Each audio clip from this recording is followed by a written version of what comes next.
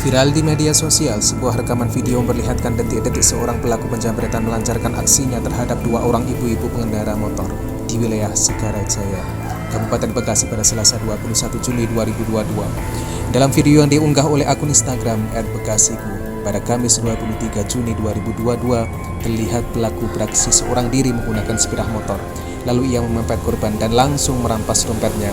Akibatnya kedua korban terjatuh dari motor hingga mengalami luka di bagian kepala. Tampak warga sekitar pun berdatangan menolong korban. Kasus tersebut saat ini tengah dalam penyelidikan pihak kepolisian.